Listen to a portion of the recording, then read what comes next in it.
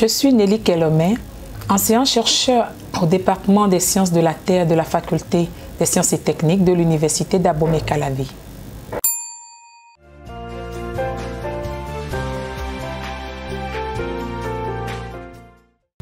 Alors, pour choisir sa filière de formation à l'université, le nouveau bachelier tiendra compte de ses potentialités, de ses capacités, ses passions, ses rêves, mais il doit croiser tout ceci avec les besoins du marché.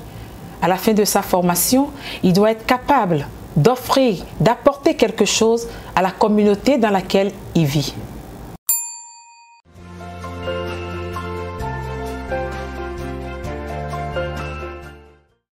Tout d'abord, il faudra qu'il apprenne à bien gérer son temps et à l'affecter à l'essentiel. Il doit étudier, certes, mais il ne doit pas oublier la vie extérieure à l'université. Il doit être capable de coupler les deux. Comme outil, il lui faudra bien évidemment, avec l'évolution du TIC, avoir un ordinateur. Il lui faudra une connexion à haut débit pour pouvoir faire assez de recherches et répondre à tout ce que ses enseignants vont lui donner. Mais parallèlement à tout ça, il faudra que l'étudiant soit logé, donc il lui faut un logement. Il lui faudra assurer son déplacement entre son lieu de logement et son lieu de formation. Et il lui faudra bien évidemment avoir de quoi s'alimenter régulièrement pour avoir de l'énergie et faire face à tout ce que sa formation pourra exiger de lui.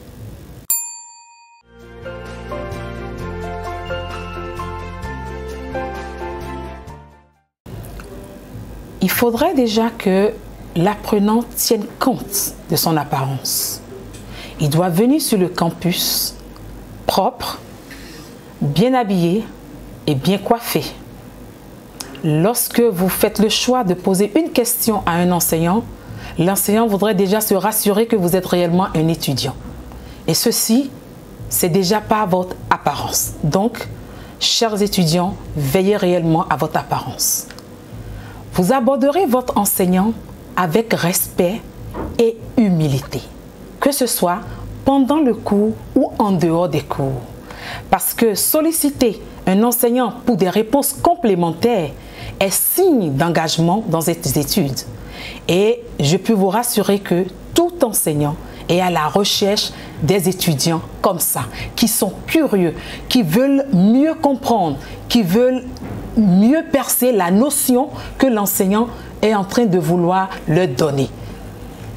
Maintenant, il va falloir que les étudiants posent réellement des questions académiques pour pouvoir faire profiter les autres camarades d'amphi des réponses que l'enseignant va lui donner.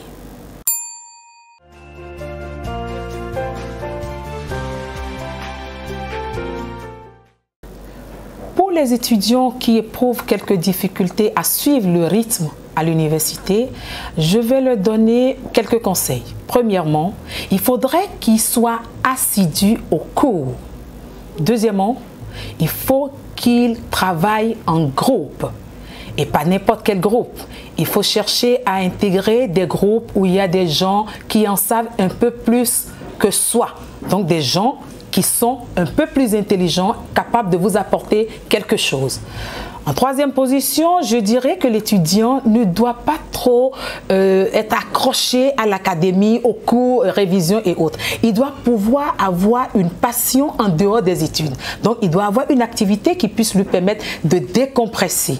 Et enfin, il ne doit pas hésiter à solliciter de l'aide si c'est nécessaire.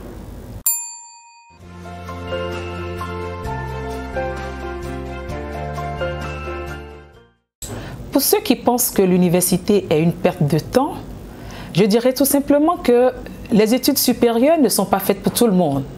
Il y a beaucoup de gens qui réussissent très bien leur vie sans jamais mettre pied à l'université. Le plus important pour moi, c'est qu'on ait un bon plan pour sa vie.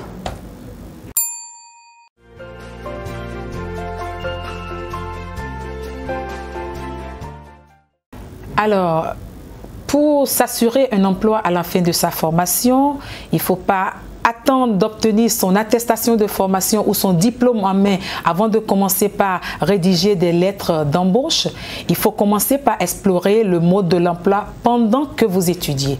Cela se fait à travers les stages, mais aussi en entrant en contact avec des professionnels qui peuvent servir de mentors et vous donner des conseils quant à votre spécialisation.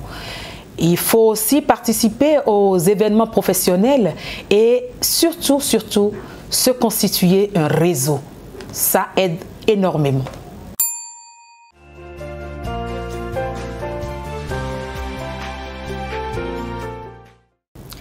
Les activités parascolaires ont une place très importante parce qu'elles permettent de construire les traits de caractère, mais aussi de développer les réseaux.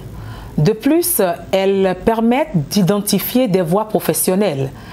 L'essentiel, c'est de choisir des activités saines qui profitent également aux autres.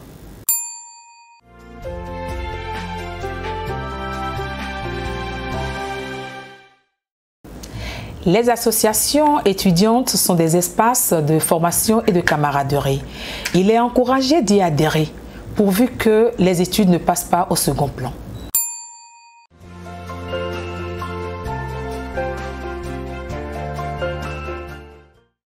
L'Université d'Abomey-Calavi s'adapte chaque jour aux besoins du marché en décidant par exemple d'ouvrir des filières de formation après avoir réalisé des études pour évaluer le besoin.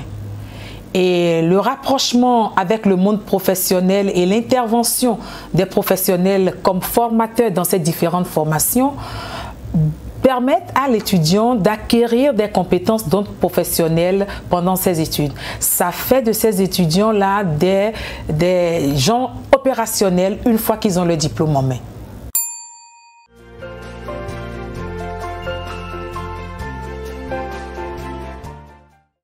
Les étudiants doivent participer aux activités permettant un brassage entre les entreprises et les représentants du monde professionnel.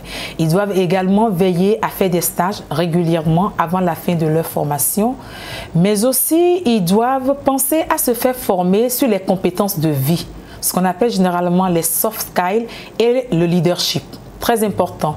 Une chose est d'avoir le savoir, mais le savoir-être et le savoir-faire sont deux choses sans lesquelles l'emploi n'est pas garanti.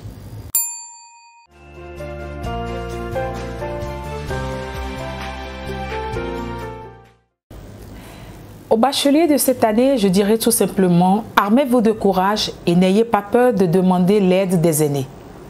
Ne vous laissez pas influencer par vos parents, car beaucoup de parents ont tendance à imposer à leur progéniture des choix de filière.